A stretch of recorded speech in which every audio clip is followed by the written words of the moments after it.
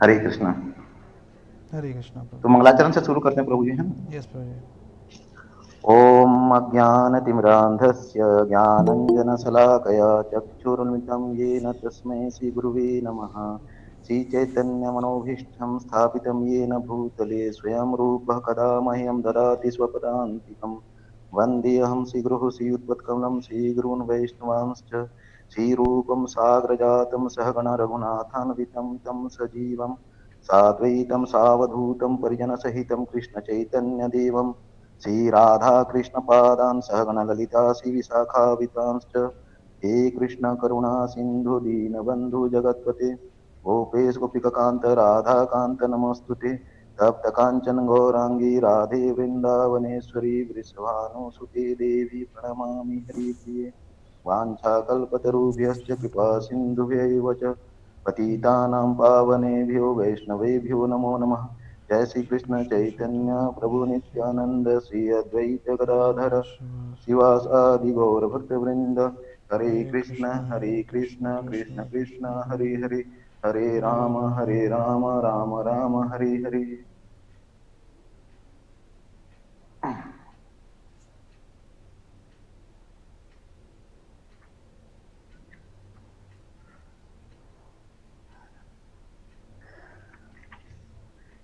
पिछला जो श्लोक था, 7वां नंबर, कार्पण्य दोष उपहत स्वभाव, उसके बारे में कोई कुछ बता पाएंगे? रिकैप करेंगे तो मैं चाहूंगा आप लोग पार्टिसिपेट करें, आप लोग बताएं, क्योंकि हम ही लोग बता के चले जाएंगे तो पता चला कि हम आगे चलते गए किसी को समझ में नहीं आ रहा है। तो किसी को थोड़ा बहुत भी है तो बताएं, फिर बाकी हम लोग बताएंगे, मैं बताऊंगा बाकी। एक बार श्लोक पढ़ लेता हूँ। कार्पण्य दोष उपहत स्वभाव पृच्छामि त्वाम धर्म समूढ़ अचेतः यत् श्रेयः स्यात् निश्चितं ब्रूहि तन्मे शिष्यस्ते अहम साधि माम त्वाम प्रपन्नम। जब अब मैं अपनी कृपण दुर्बलता के कारण अपना कर्तव्य भूल गया हूँ और सारा धैर्य खो चुका हूँ, ऐसी अवस्था में आपसे पूछा हूँ कि जो मेरे लिए श्रेयस्कर हो उसे निश्चित रूप से बताएं। अब मैं आपका शिष्य हूँ और आपका शरणागत हूँ, कृपया मुझे उपदेश दें। इसमें प्रभु जी ने बहुत अच्छे से कल बताया था। तो कोई भी आगे आके कुछ बताएं श्लोक का थोड़ा सा डिटेल।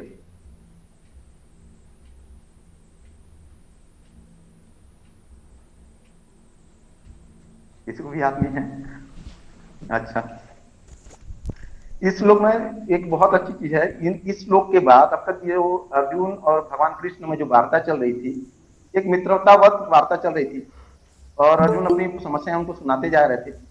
लेकिन कहीं ना कहीं अर्जुन को ये लगा कि मतलब ये मित्रतापूर्ण बात है, अगर मैं करता रहूंगा तो मुझे वो चीज मिल नहीं पाएगी जो मुझे जो शोक को दूर करे, इस टाइप का कोई ज्ञान मुझे मिल नहीं पाएगा। तो वो भगवान को आप अपने गुरु रूप में स्वीकार करते हैं। मतलब कल प्रभु जी ने बहुत अच्छे से इसको एक्सप्लेन किया था कि मतलब अगर हमें ज्ञान प्राप्त करना है तो हमें गुरु की शरण लेना पड़ेगा। एक श्लोक और भी है इस भगवत गीता में ही आगे, तद विद्धि प्रणिपातेन परिप्रश्नेन च सेवया उपदेक्षन्ति ते ज्ञानम ज्ञानिनः तत्त्वदर्शिनः। मतलब हम गुरु के पास जाएं, है ना, उनकी सेवा करें, उनको श्रद्धा सहित प्रश्न पूछें। यहाँ एक चीज याद रखने की जरूरत है, उनसे हम विनीत होकर जिज्ञासा करें। जो जिज्ञासा करें या जो भी प्रश्न पूछें विनीत होकर करें। जैसे आजकल मैं देख रहा था बीच में हमारे इस्कॉन के प्रभु जी को एक ने माता जी ने क्वेश्चन पूछा और बहुत देरगंटली पूछ रही थी। ऐसा लग रहा था जैसे सामने वाले जो महाराज है उनको कुछ ज्ञान ही नहीं है और वो अपने सवालों को धड़ल्ले से पूछ रहे थे। लेकिन उससे कितना उन्होंने जो बढ़िया से महाराज ने जवाब दिया, लेकिन माता जी को कितना ज्ञान मिला हुआ ये मुझे नहीं पता। ठीक है ना। तो अगर किसी आचार्य हैं या कोई महाराज हैं, तो ये जो तत्वदर्शी हैं उनसे अगर हम विनीत होकर सवाल करेंगे, प्रश्न पूछेंगे, तो हमें ज्ञान मिलेगा। अगर अर्जुन यहाँ पे ये कहते, मतलब एरोगेंटली वो कुछ क्वेश्चन पूछते, तो शायद भगवान एक गुरु की भूमिका में आते भी नहीं और उनको बताते भी नहीं। लेकिन वो सरेंडर हो गए गुरु के सामने, बिल्कुल सरेंडर हो गए कि आपको अपना गुरु मान रहा हूँ और मुझे जो शोक को दूर कर सके उसको, मुझे कुछ रास्ता नहीं दिख रहा, तो आप ज्ञान प्रदान करें। तो वो फिर भगवान उसको बताते हैं। इस श्लोक में आखिर में एक दो लाइन और भी है जो कल प्रभु जी लोग ने सब आपने डिस्कस किया, हमने सबने अच्छे से प्रभु जी ने बताया भी।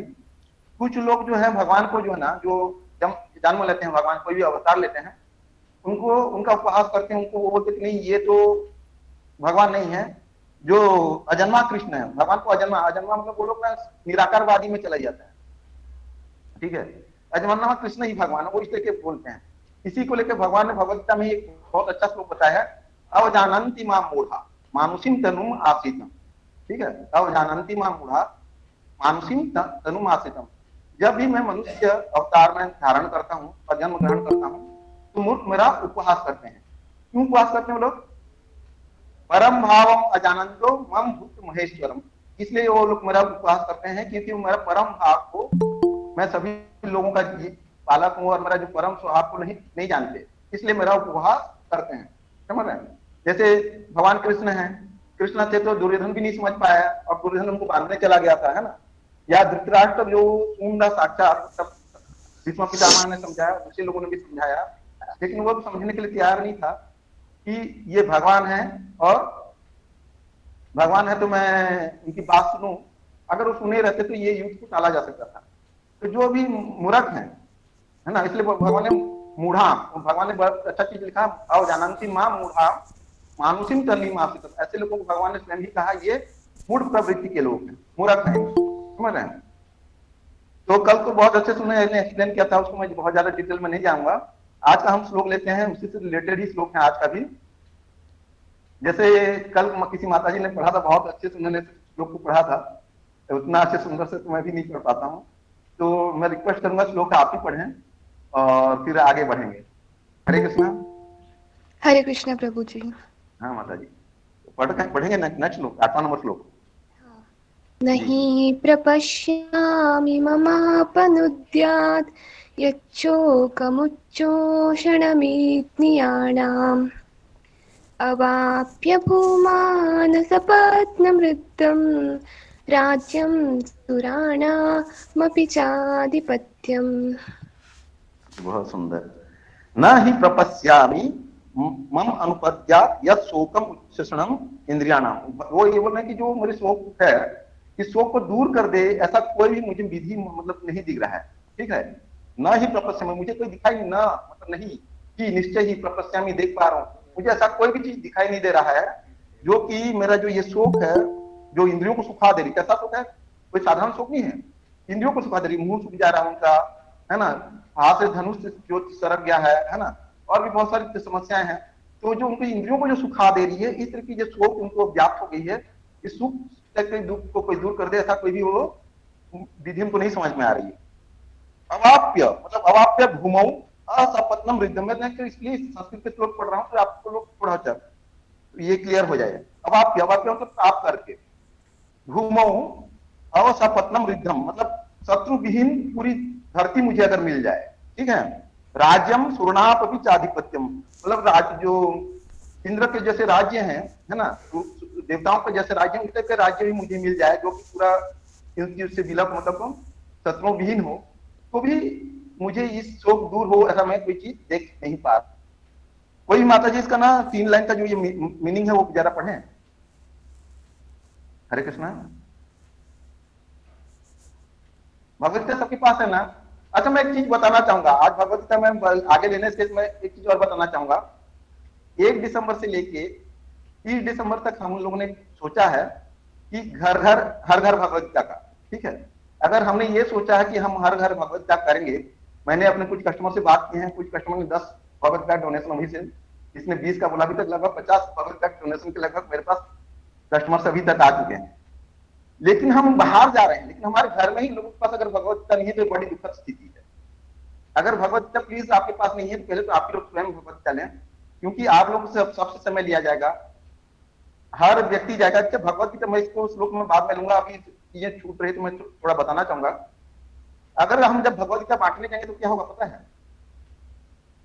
जो हमारे अंदर गैरोगंसी है या जो हमारे अंदर जो घमंड होती है ना, सबसे पहले तो वो टूट टूट हो जाएगा।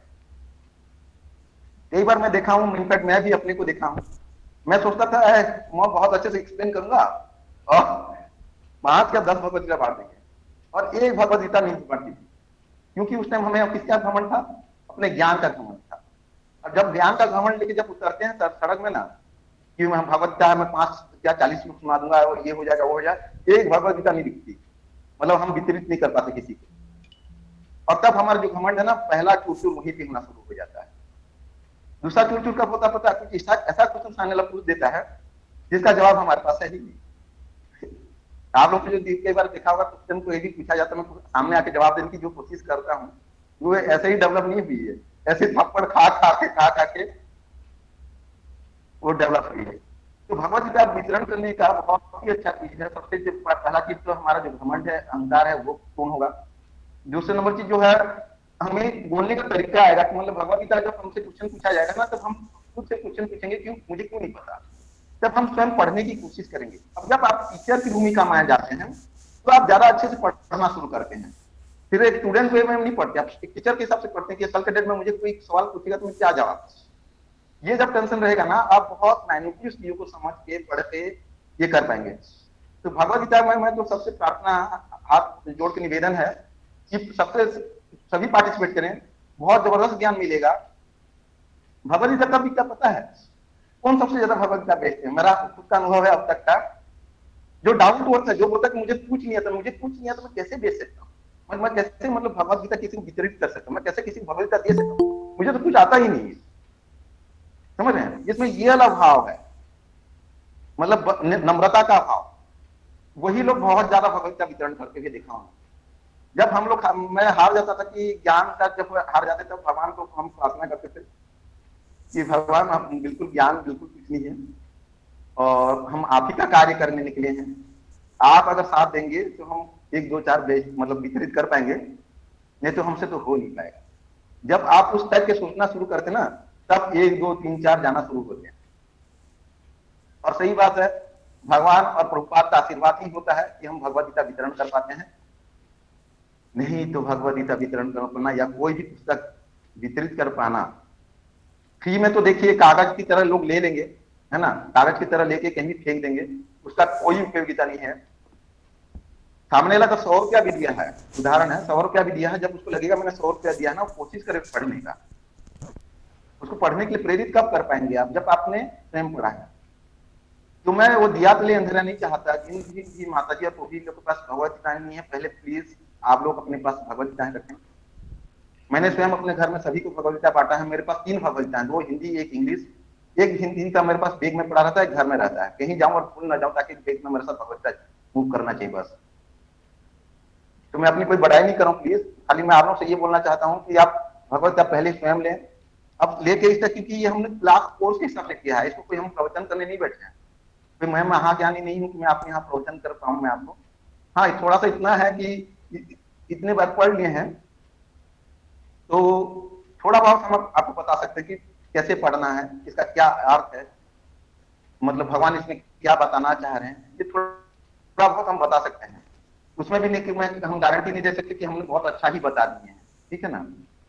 तो आप लोगों से अनुग्रह है, विनती है कि भगवत गीता प्लीज लेके बैठे हैं। अगर नहीं लिया है तो इस संडे अपने लिए भगवत गीता रखें।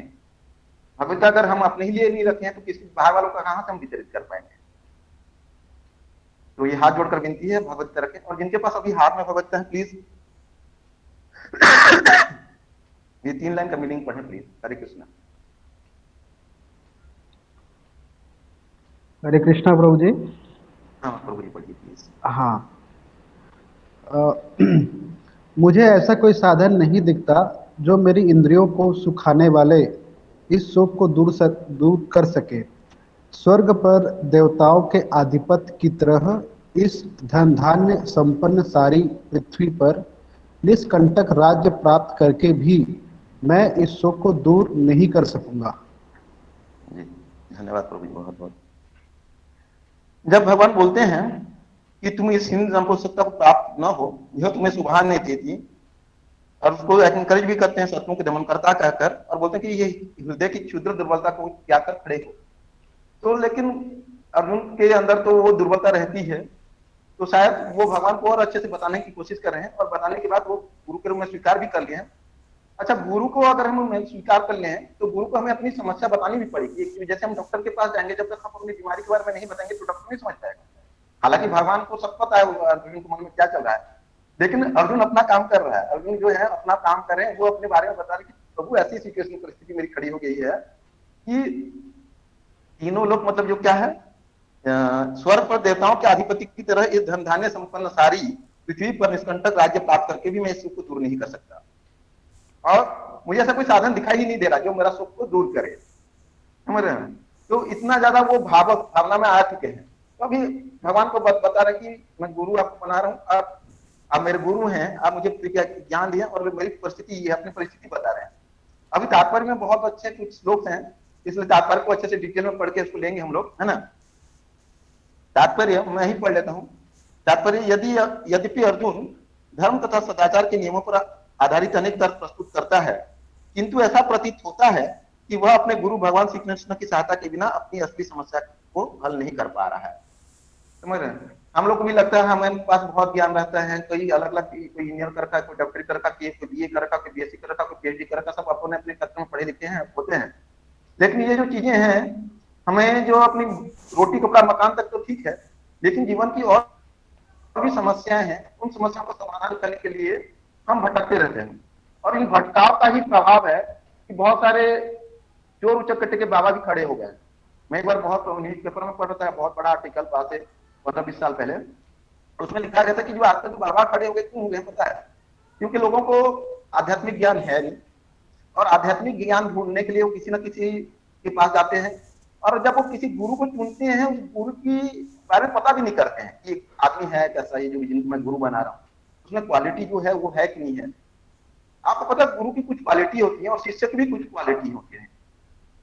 तो वो, जैसे हम अपने बच्चे को किसी स्कूल या कॉलेज में डालाते हैं, तो डालने से पहले, जैसे खासकर कॉलेज में, मान लो किसी भी कॉलेज में डालते हैं, तो पहले ये देखते हैं कि ये सरकार द्वारा अप्रूव्ड है या नहीं है। ऐसा नहीं कि हम किसी भी कॉलेज में जाके डाल के पता चला उसका डिग्री किसी भी काम का नहीं, सरकार द्वारा मान्यता प्राप्त अगर नहीं है। तो हम जैसे दूसरा नंबर क्या देखते हैं कि यहाँ से पढ़ के निकलने तक मेरे बच्चे का करियर क्या है, या मेरा करियर क्या, अगर खुद भी एडमिशन लेने गए हैं तो हम ये देखेंगे कि मेरा करियर क्या है। तो बहुत सारी चीज में हम स्कूल कॉलेज के बारे में पता करते हैं, तब जाके हम अपने बच्चों को या स्वयं एडमिशन लेते हैं। जब हम भौतिक ज्ञान के लिए इतना खोज खबर करते हैं, है ना, कंपटीशन एग्जाम भी तैयारी करते हैं, एग्जाम क्लियर करके किसी न किसी कॉलेज में प्रवेश करते हैं, तो जब आध्यात्मिक ज्ञान, जो कि वो चीज जो कि हमें बार बार जो जन्म मृत्यु है, मतलब उस समस्या से, सबसे बड़ी समस्या से जो हमें निजात दिलाने वाली है, उस समस्या से बाहर निकलने के लिए लोग अच्छे गुरु की, मतलब जो गुरु जो होना चाहिए वैसे गुरु होते ही नहीं, किसी को भी गुरु बना लेते हैं। और ये शिष्य भी कैसे होते पता है? इनको नियम कानून पालन नहीं करना, इनको आप बोलिए 4 नियम पालन कीजिए, ये 16 माला जपिए, नहीं जपेंगे। इनको क्या चाहिए? जाके किसी भी गुरु से कान फुकवा लीजिए, कान फूक लिया, आप मरी मुक्ति होगी। इनको ऐसा लग रहा है कि मैंने गुरु बना लिया, किसी को भी गुरु बना लो। इनफैक्ट मेरे पिताजी बहुत अच्छा गाते थे, तो एक बार मेरे पिताजी को किसी ने बोला कि आप मुझे शिष्य बनाइए, उनके गाने से प्रभावित हो गया, भजन से। तो ठीक है, लेकिन पहले आप उन सामने वाले के ज्ञान को भी देखना कि वो स्वयं किसी को गुरु बनाए कि ये भी देखना है आपको। और बहुत सारी जो उसमें गुरु की क्वालिटी होती है वो जानना है। 2-3 क्वालिटीज मैं बताता हूँ, आप उनसे समझ जाएंगे कि गुरु हमें किसी को बनाना चाहिए। पहला, जैसे कल ही प्रभु जी ने बोला कि परंपरा से प्राप्त होना चाहिए क्या। अच्छा, मुझे कहीं जाना है, मुझे मान लीजिए ट्रेन के रास्ते में कहीं जाना है, मैं किसी भी डब्बे में जाके बैठ गया, देख रहा हूँ 9 बजे का ट्रेन छूटने का टाइम था, अब 9 क्या 10 बज गया, ट्रेन छूट ही नहीं रही है। बाद में उतर के दिखा रही इसमें जो डब्बे में बैठा था उसमें तो इंजन ही नहीं लगा है। समझ रहे हैं? जिस ट्रेन में इंजन न लगा हो, 2-4 डब्बे जुड़े हो, बस को समझ के बैठ जाऊं, तो मुझे अपने गंतव्य में कभी पहुंच नहीं पाऊंगा। तो गुरु परंपरा भी हमारे देश में 4 गुरु परंपरा में माने जाते, जो एक हमारा है ब्रह्म गौड़ीय संप्रदाय, एक श्री संप्रदाय, एक रुद्र संप्रदाय, एक 4 कुमार का संप्रदाय उनका है ना। तो ये 4 संप्रदाय में ही हमें गुरु बनाना चाहिए, क्योंकि ये 4 संप्रदाय जो है भगवद गीता में हमें शुरू में देखेंगे, तो उसमें भगवान ने बोला कि मैं किसको भगवद गीता का उपदेश दिया हूँ? लक्ष्मी जी को दिया। ठीक है, तो लक्ष्मी जी को जो पालन करते हैं, उनकी शिष्य गुरु शिष्य परंपरा से जो आते हैं, वो श्री संप्रदाय कहते हैं। भगवान ने दूसरा किसको बोले हैं कि मैं ब्रह्मा को दिया हूँ, और किसको दिया हूँ? शिव जी को दिया हूँ, और 4 कुमार को दिया हूँ। जो ब्रह्मा जी को जो दिए हैं वो संप्रदाय हमारा है, ब्रह्म गौड़ीय संप्रदाय। ठीक है, और एक जो शिव जी को दिए हैं वो रुद्र संप्रदाय कहलाता है, और 4 कुमार संप्रदाय। श्री संप्रदाय का तिलक जो रहते हैं, 2 व्हाइट कलर और बीच में रेड कलर का जो तिलक लगाते हैं, दिखा हुआ लंबा सा, वो श्री संप्रदाय है। तो अलग अलग ये 4 मेन संप्रदाय हैं, जहाँ पे अगर गुरु आप किसी को बनाना भी वहां तो वहां जाना चाहिए। दूसरी गुरु में क्वालिटी ये होनी चाहिए कि वो वैष्णव होना चाहिए। ये नहीं कि हम किसी को भी जाके गुरु बना दें, वो पता नहीं अपना खुद का भगवान खड़ा कर देगा। एक आजकल आए हैं वो कबीरदास को अपना भगवान बना दिए हैं और वो सब जगह प्रचार कर रहे हैं। और उसने भगवद गीता प्रसिद्ध और मर्डर को प्रस्तुत किया है कि क्या बताऊं कि खुद जेल में है मर्डर के केस। तो मैं नाम के नहीं लेना चाहूंगा अभी। तो ऐसे ऐसे सड़क छाप गुरु बहुत है हमारे देश में और खुद स्वयं को भी भगवान घोषित कर देते कई बार। तो ऐसे किसी भी गुरु के चक्कर में नहीं पड़ना है। वो देखिए वो ट्रेन में बैठिए जहां पहले तो इंजन लगा है। अब उसी नंबर की वो आपको गंतव्य में पहुंचा रही है। आपका अगर गंतव्य दिल्ली है तो आप दिल्ली वाले ट्रेन में बैठे, ये देखना पड़ेगा। ये नहीं कहा उल्टा बॉम्बे में पहुंच गए, गंतव्य दिल्ली था। तो हमें हर चीज को पता करना पड़ेगा। तो अगर आपके डब्बे मतलब जो गुरु परंपरा में भगवान जुड़े ही नहीं है, जैसे किसी गुरु से पूछे आपका गुरु कौन है, मेरा गुरु एक्स वाई जेड है। अच्छा आपके एक्स वाई जुड़े गुरु का गुरु कौन है? उनका कोई गुरु नहीं है, वो स्वयं ही गुरु गए थे। वो पूरा परमहंस थे। मतलब परमहंस से मतलब उनका कोई गुरु नहीं, मतलब भगवान से उनकी परंपरा जुड़ी ही नहीं है। स्वयं को गुरु घोषित कर लिया किसने और उसने एक शिष्य बना दिया और वो चला गया उनका परंपरा। तो ऐसे परंपरा बिल्कुल ही बेकार है। इसलिए यहाँ पे कहा जा रहा है कि अर्जुन अपनी समस्याओं का समाधान तो कर पा रहा, लेकिन यहाँ की जो समस्या हो रही है, इस समस्या का मतलब बड़े बड़े तर्क प्रस्तुत कर दिया कि ऐसा है वैसा है, वर्ण संकर की बात कर दिया, मेरा ये नहीं हो पा रहा वो नहीं हो पा रहा। लास्ट में वो क्या किया कि उसकी शोक को दूर करने के लिए उसको गुरु को चुनना ही पड़ा, गुरु के पास आना ही पड़ा। तो ये समस्या हर व्यक्ति के साथ है। नहीं तो आज जो ये जो गुरुओं का जो आजकल जो चल रहा है लाइन में, सब किसी ने अपने नाम के साथ राम नाम लगा के जो गलत कार्य कर रहे हैं गुरुओं के नाम पे, ये सिर्फ इसीलिए है कि हमें ज्ञान नहीं है। अगर हम ज्ञान होता तो हम पहले पता करते कि गुरु है कौन, इन गुरु में वो क्वालिटी है कि नहीं है। जैसे हम कई लोग इस्कॉन की गुरुओं की बात करें, देखिए 3-3.5 बजे से रोज उठ जाते हैं। वो एक आध्यात्मिक साधना, आध्यात्मिक तपस्या करते हैं, है ना। ब्रह्म कोडिया संप्रदाय के अन्य गुरु भी हैं, उनकी भी बात करते हैं। श्री संप्रदाय के गुरुओं की भी देख लीजिए, है ना। ये सभी जितने भी चारों संप्रदाय के गुरुओं की अगर हम देखेंगे तो ये लोग देर से उठ जाते हैं, भगवान की प्रार्थना करते हैं। ये लोग जो स्वयं आचरण करते हैं वही आचरण आपको बताते हैं। ये नहीं कि मैं तो तंबाकू खाऊंगा और आपको तंबाकू के लिए मना करूंगा, मैं प्याज लहसुन खाऊंगा और आपको मना करूंगा, है ना। कई सारे आजकल जो तथाकथित प्रवचन करता रहते हैं, वो प्रवचन में देंगे प्याज लहसुन नहीं खाना चाहिए, पता चला उन्हीं के घर में प्याज लहसुन बन के खाना बना हुआ है। फिर बोलेंगे नहीं ये तो प्रवचन के लिए था, मेरे लिए अलग नियम। तो ये गुरु नहीं है, ये आपके लिए अलग नियम बनाए और स्वयं के लिए अलग नियम है। तो ऐसे गुरु नहीं होते। गुरु वो हैं जो साधना में निपुण है, जो वो चीज बोल रहे हैं जो वो स्वयं पालन करते हैं। जो स्वयं पालन नहीं करके अगर किसी को बताएंगे तो वो चीजें तो कोई भी स्वीकार नहीं करेगा ना। इनफैक्ट भक्त जब देखेंगे, इसलिए बोला गया है यह आचरित श्रेष्ठ तत्तर्भवतर्ज, मतलब जो भी श्रेष्ठ व्यक्ति आचरण करते हैं समाज के दूसरे वर्ग उसी को पालन करते हैं। ठीक है, तो ये सब चीजें हमें जानना पड़ेगा गुरु हमें बनाने से पहले किसी को भी। तो पहले हमें देखना पड़ेगा गुरु कौन है और शिष्य की भी कुछ क्वालिटी। आप खाली गुरु को मत देखिए, शिष्य में भी बहुत सारी क्वालिटी होनी चाहिए कि शिष्य को विनीत होना चाहिए, जो गुरु बोल रहा है उसको स्वीकार करना चाहिए। ये नहीं कि गुरु के साथ हम आर्गुमेंट करने लगते हैं, है ना। शिष्य की ये चीज नहीं है। अगर गुरु ने अगर बोला कि 4 नियम पालन करने या आपको 16 माला जपना है तो आपको करना पड़ेगा। गुरु की बात आज्ञा का अगर पालन नहीं कर रहे हैं तो आप भी शिष्य होने के लायक नहीं है। शिष्य के भी कुछ गुण है, शिष्य का गुण के बारे में भी हम आगे पढ़ेंगे, है ना। तो बताया जाएगा जैसे गुरु के कौन से गुण होने चाहिए, वैसे शिष्य के भी बहुत सारे गुण हैं। अगर आप में विनती नहीं, मतलब क्या बोलते हैं, नम्रता नहीं है, तो आप ज्ञान को ग्रहण ही नहीं कर पाएंगे। आपके ऊपर से ज्ञान चला जाएगा, आप समझ नहीं पाएंगे। मतलब ठूंठ जो होता ना, जैसे हमने संस्कृत में श्लोक पढ़ा था, नमंती फलिनो वृक्षा नमंती गुणिनो जना शुष्क वृक्षास्त मूर्खाश्च न नमंती कदाचन। जो नम्र व्यक्ति होते हैं और जो फलों से लदे वृक्ष होते हैं, ये दोनों झुकते हैं। लेकिन जो मूर्ख व्यक्ति होते हैं और जो ठूंठ वृक्ष होता है जिसमें कुछ लगा ही नहीं, ठूंठ हो गया बिल्कुल, मतलब उसमें सूखा हुआ पेड़ का समझ लीजिए, कुछ नहीं है उसमें। ये दो व्यक्ति कभी नहीं, मतलब ये व्यक्ति और वो जो पेड़ कभी नहीं झुकते हैं। तो झुकेगा कौन? जिसमें ज्ञान है, जिसमें नम्रता है। नमंती गुणिनो जना नमंती फलिनो वृक्षा, समझ रहे हैं। तो वैसी हमारे में भी वो क्वालिटी होनी चाहिए कि हम झुके तभी हमें ज्ञान मिलेगा, नहीं तो ज्ञान नहीं मिलेगा। तो यद्यपि अर्जुन धर्म तथा सदाचार के नियमों पर आधारित अनेक तर्क प्रस्तुत करता है, किंतु ऐसा प्रतीत होता कि वह अपने गुरु भगवान श्री कृष्ण की सहायता के बिना अपनी असली समस्या को हल नहीं किंतु ऐसा प्रतीत होता कि वह अपने गुरु भगवान श्री कृष्ण की सहायता के बिना अपनी असली समस्या को हल नहीं कर पा रहा है। समझ रहे हैं, बहुत सारे तर्क प्रस्तुत कर रहे हैं वो, लेकिन अपनी असली जो समस्या है वो समाधान नहीं कर पा रहे हैं बिना गुरु के। वह समझ गया था, मैं पूरा पढ़ लेता हूं फिर एक बार मैं डिस्कस करेंगे, अभी समय भी ज्यादा नहीं है। वह समझ गया था कि उसका तथाकथित ज्ञान उसकी उन समस्या को दूर करने में व्यर्थ है जो उसके सारे अस्तित्व शरीर को सुखा दे रही है। उसे इन उलझनों को भगवान कृष्ण जैसे आध्यात्मिक गुरु की सहायता के बिना हल कर पाना असंभव लग रहा था। शैक्षिक ज्ञान, विद्वता, उच्च पद, ये सब जीवन की समस्याओं का हल करने में व्यर्थ हैं। समझ रहे हैं?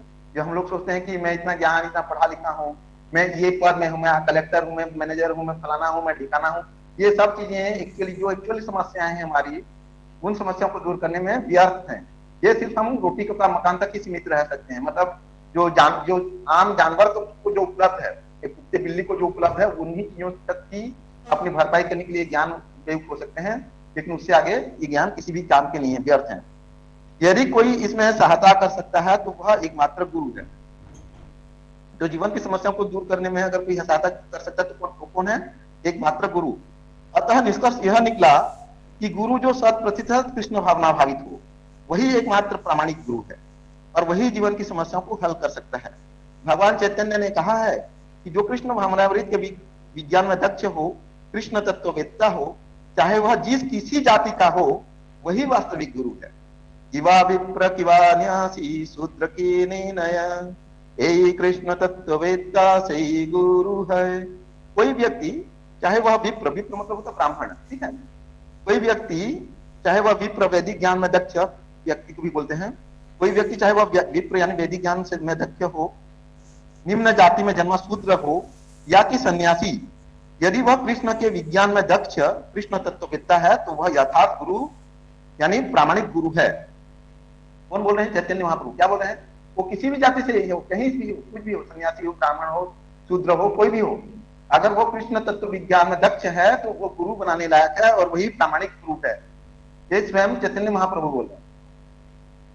चैतन्य चमरात्यामृत मध्य 8.1238 में ये है श्लोक। अतः कृष्ण तत्ववेत्ता हुए बिना कोई भी प्रामाणिक गुरु नहीं हो सकता। वैदिक साहित्य में भी कहा गया है। अच्छा, वैदिक साहित्य में क्या कहा गया? बहुत अच्छा श्लोक ये भी है। षट कर्मणि पूर्णो विप्रो मंत्र तंत्र विशारदः अवैष्णवो गुरु न स्यात् वैष्णवः स्वपचो गुरु।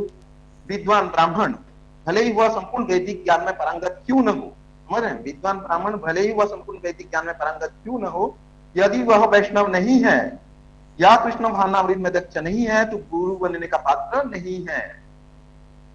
किंतु शूद्र यदि वह वैष्णव या कृष्ण भक्त है तो गुरु बन सकता है। पद्म पुराण में है ये श्लोक। पद्म पुराण में ये श्लोक है कि वो अगर उसमें कृष्ण भावनामृत है, उसमें दक्ष है, तो वो गुरु बन सकता है, चाहे किसी भी जाति धर्म के हो, उससे कोई मतलब नहीं। यहाँ तो जाति की बात की गई है, यहाँ तो हम दूसरे धर्म का भी अगर कोई है, अगर उसमें ज्ञान है तो वो भी गुरु बनने के लायक है। और इसका हमने देखे हैं दूसरे धर्म के भी लोग, मतलब व्यक्ति, मतलब प्रभु जी लोग क्या बोलते हैं, पुजारी भी हैं, प्रवचनकर्ता भी हैं, क्योंकि वो कृष्ण ज्ञान में निपुण हो चुके हैं। संसार की समस्याओं, अच्छा संसार की समस्या क्या है? तो लोग बोलते हैं रोटी कपड़ा मकान, ठीक है, रोटी कपड़ा मकान है, जरूरतें हैं, समस्या नहीं है वो, क्योंकि वो आवश्यकता है कुछ जीवन जीने के निर्वाह करने के लिए। लेकिन जो मेन समस्या है वो है जन्म, जरा, व्याधि तथा मृत्यु। अगर हम जन्म ही न लें तो न वृद्धावस्था आएगी, न व्याधि बीमारी आएगी, और न ही मृत्यु बार बार आएगी। तो हमें मोक्ष जिसको कहा है, भगवान के धाम जाने के लिए इसी प्रयास करना चाहिए। अगर हम सिर्फ रोटी कपड़ा में ही आम जानवर की तरह करते रहेंगे तो बार बार जन्म मृत्यु के चक्कर में हम फंसते रहेंगे। तो इन समस्याओं से हमें बाहर निकलने की कोशिश करनी चाहिए। संसार की समस्याओं जन्म, जरा, व्याधि तथा मृत्यु की निवृत्ति धन संचय तथा आर्थिक विकास से संभव नहीं है। और हाँ, ये चीजें अगर आप सोचेंगे कि जब मैं धन की संचय कर लूं या आर्थिक विकास कर लूं तो इन चीजों से इसकी नहीं हो पाएगी। रोटी कपड़ा मकान का समाधान हो सकता है, लेकिन जरा, जन्म, मृत्यु, इन चीजों से मुक्ति नहीं मिल पाएगी। इन चीजों से विश्व के विभिन्न भागों में ऐसे राज्य हैं जो जीवन की सारी सुविधाओं से तथा संपत्ति एवं आर्थिक विकास से पूरित है ना। बहुत से देश हैं, जो इंग्लैंड है, यूएस है, यहाँ की मतलब एक लोग बोलते हैं वहां एक नौकरानी भी कार में जाती है बर्तन धोने या कुछ भी काम करने, तो वहां इतनी आर्थिक संपन्नता है, कहा जाता है ना। तो विश्व के विभिन्न भागों में ऐसे राज्य हैं जो जीवन की सारी सुविधाओं से तथा संपत्ति एवं आर्थिक विकास से पूरित हैं, किंतु फिर भी उनके सांसारिक जीवन की समस्याएं जीवों की क्यों बनी। अगर जीवों की क्यों नहीं बनी होती तो जो वहां जो हिप्पीज थे वो क्या थे, इन सब चीजों से परेशान हो चुके थे। उनको देखा कि जीवन का कोई लक्ष्य ही नहीं है, वो लक्ष्यहीन होकर गलत आचरण ही करने लग गए थे। क्या उनके पास पैसे की कमी थी, धन संपत्ति की कमी थी? नहीं। और जैसे ही प्रभुपाद रूपी उनको गुरु मिले, प्रभुपाद जब गुरु के रूप में उनको मिले, उनका जीवन ही परिवर्तन हुआ। उन्होंने सब वैभव सब कुछ छोड़ दिया। कई सारे इतने बड़े बड़े भक्त हैं, फॉरेनर भक्तों के, और मैं सुनता हूँ, मुझे लगता है उनका चरण की धूलि के बराबर भी मैं नहीं हूँ। मुझे ऐसा लगता है कई बार जब उनके बारे में डिटेल में मैं सुनता हूँ, हम क्या है, कुछ भी नहीं, मतलब हमारे में ईगो है, अहंकार है, फलाना है, ठिकाना, बहुत सारी चीजें हैं।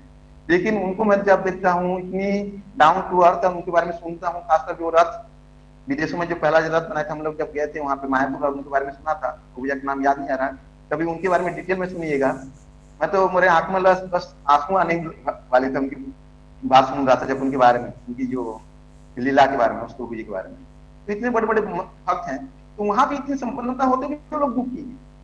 क्या नहीं है, क्या मतलब हर चीज है उनके पास, फिर भी वो दुखी हैं। हम लोग सोचते हैं हमारे पास पैसा आ जाएगा।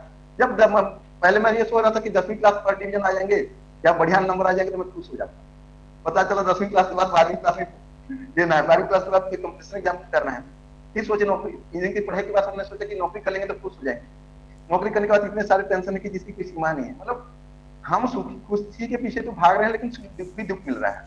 इसलिए भगवान ने आज एक श्लोक में बताया है, दुखालयम आशाश्वतम, ये जो दुनिया है, ये संसार है, पृथ्वी है, जहां हम हर कोई सुख के पीछे भाग रहा है, सुख तो किसी को मिल नहीं रहा है, हर किसी को क्या मिल रहा है, दुख ही दुख मिल रहा है। और ये संसार दुख मिल रहेगा, और ये शाश्वत भी नहीं है। कुछ क्षण के लिए हम लोग आए हैं, ड्रामा में भाग लिए हैं, और ये ड्रामा जैसे भगवान ने खत्म हुआ, हमें खींच लिया जाएगा। तो यहाँ हम हमेशा बैठने के लिए नहीं है, शाश्वत जीवन जीने के लिए यहाँ नहीं आए। यहाँ कुछ क्षणिक जीवन है, उस क्षणिक जीवन में जो हम कर पाएंगे, और उसके बाद हमें यहाँ से निकलना है, ये शरीर छोड़ के किसी और शरीर को धारण करना है। हाँ, कर्म अच्छे रहे, भगवान का आशीर्वाद रहा तो उनके धाम भी जा सकते हैं। तो ये जो लाइन है, इसको समझने की जरूरत है। विश्व के विभिन्न भागों में ऐसे राज्य हैं जो जीवन की सारी सुविधाओं से तथा संपत्ति एवं आर्थिक विकास से पूरित हैं, किंतु फिर भी उनके सांसारिक जीवन की समस्या जीवन की क्यों बनी हुई है। वे विभिन्न साधनों से शांति खोजते हैं, किंतु वास्तविक सुख उन्हें तभी मिल पाता है जब वे कृष्ण भावनामृत से युक्त, कृष्ण के प्रामाणिक प्रतिनिधि के माध्यम से कृष्ण अथवा कृष्ण तत्वपूरक भगवद्गीता तथा श्रीमद् भागवत के परामर्श को ग्रहण करते हैं। देखिए जो 50 थे, इसमें जो किसी हो गए थे, सब गलत चीज, मतलब गांजा है, दारू है, ड्रग्स है, अनैतिक संबंध है, पता नहीं किस किस चीज में लोग सुख ढूंढ रहे थे, लेकिन सुख मिल पा रहा था।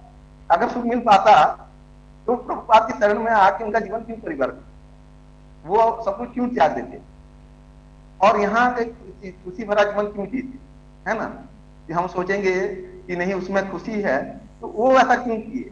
साक्षात एग्जाम्पल, उदाहरण हमारे पास सामने है। यदि आर्थिक विकास तथा भौतिक सुख किसी के पारिवारिक, सामाजिक, राष्ट्रीय या अंतर्राष्ट्रीय अव्यवस्था से उत्पन्न हुए सुखों को दूर कर पाते, तो अर्जुन यह नहीं कहता कि पृथ्वी का अप्रतिम राज्य या स्वर्ग लोक में देवताओं की सर्वोच्चता भी उसके शोकों को दूर नहीं कर सकती।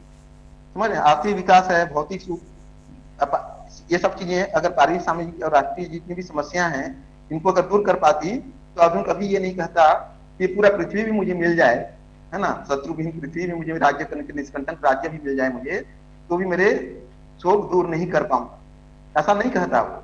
अगर इन चीजों से मतलब हमारी सभी समस्याओं का समाधान हो जाता है। इसलिए उसने कृष्ण भावनामृत का ही आश्रय ग्रहण किया, और यही शांति तथा समरसता का उचित मार्ग है। मतलब गुरु की शरण में जाना, है ना, तद विद्धि प्रणिपातिन परिप्रश्नेन च सेवया, मतलब नम्रता के साथ गुरु की सेवा करना और उनके शरण ग्रहण करना, है ना, यही विधि है जैसे ये अर्जुन ने किया है ना। और उसी वही विधि है कि हम शांति तथा समरसता का उचित मार्ग को प्राप्त कर सके। आर्थिक विकास या विश्व आधिपत्य प्राकृतिक प्रलय द्वारा किसी भी क्षण समाप्त हो सकते हैं। अच्छा, भूज के बारे में सुना, बहुत 2002 या किसी ईयर में आया था, भूज में बहुत बड़ा भूकंप आया था। गुजरात का एक बहुत बड़ा शहर था, बहुत बड़ी बड़ी बिल्डिंगें थी, मतलब 20-20 मंजिले, 25-25 मंजिले बिल्डिंग थी, बहुत सारा था। और भूज जो पूरा जो शहर था गुजरात का, क्षण भर में ही मिट्टी में मिल गया था, सिर्फ एक भूकंप के झटके में, है ना। वर्ल्ड ट्रेड टावर में भी देखा होगा हमने, है ना, ठीक है, वो आतंकवादी हमला था, ये अलग विषय है। लेकिन सिंपल कहीं पे एक साधारण प्राकृतिक आपदा भी आ जाती है, तो पूरा का पूरा तहस नहस कर देता है। तो हम इस पे हम आज के दिन में गुमान करते हैं कि हमारा पास ये है वो है, उसको खत्म होने में सेकंड्स नहीं लगेंगे, सिर्फ एक झटका और स्वाहा। तो हम इन चीजों को लेके ये हमारी समस्या को दूर करेंगे नहीं, कई बार ये हमारी समस्याएं बढ़ा भी सकती हैं। तो आर्थिक विकास या विश्व आधिपत्य प्राकृतिक प्रलय द्वारा किसी भी क्षण समाप्त हो सकता है, यहाँ तक कि चंद्रलोक जैसे उच्च लोकों की यात्रा भी, जिसके लिए मनुष्य प्रयत्नशील है, एक झटके में समाप्त हो सकती है। भगवद गीता इसकी पुष्टि करती है।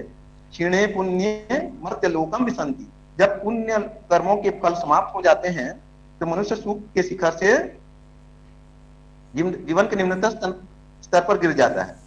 मतलब वो स्वर्ग लोक में जाते हैं, भगवान आगे के श्लोक में बताएंगे, जब स्वर्ग लोक में जाते हैं अपनी अपनी जो भी पुण्य कमाए हैं उसके आधार पे, और जब वो पुण्य क्षीण हो जाता है तो वापिस इस मर्त्य लोक में आ जाते हैं। ऐसा नहीं कि वहां जाके निरंतर रहे।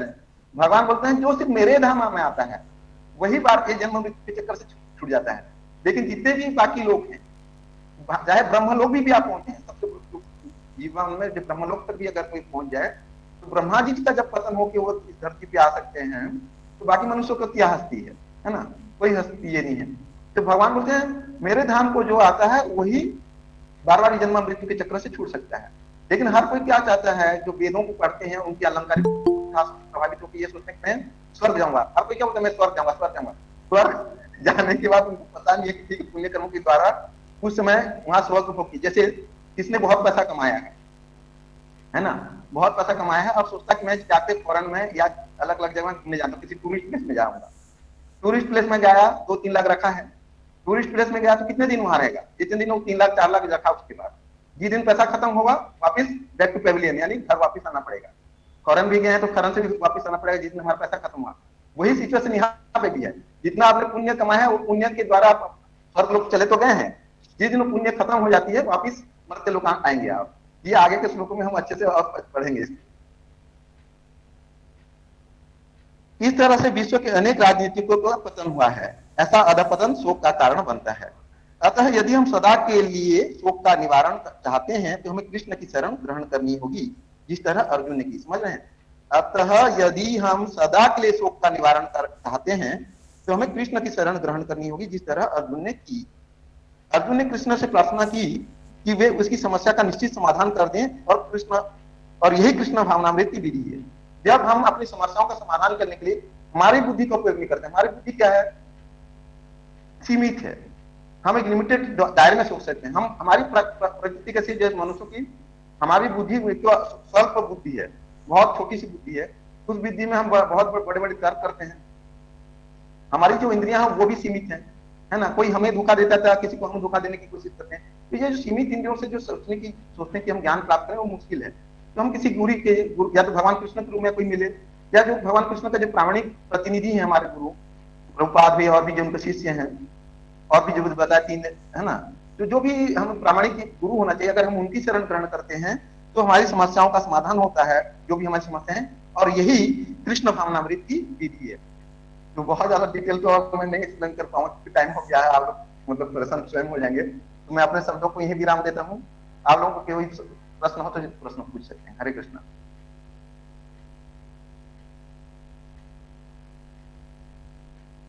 हरे कृष्ण।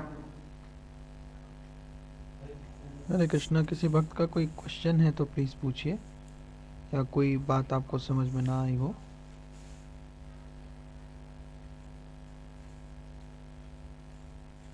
लगता है किसी का नहीं है प्रभु जी, कोई बात नहीं, हम यहीं पे आज के सेशन का यहीं विराम देते हैं। आपका बहुत बहुत धन्यवाद प्रभु जी कि आपने इतना सुंदर भगवद गीता का 2 अध्याय का 8वां श्लोक हम सबको समझाया। इसी के साथ बहुत बहुत धन्यवाद। हरे कृष्ण। जगत गुरु श्रील प्रभुपाद की आपकी जय। जय। हरे कृष्णा। हरे कृष्ण। हरे कृष्ण। हरे कृष्ण।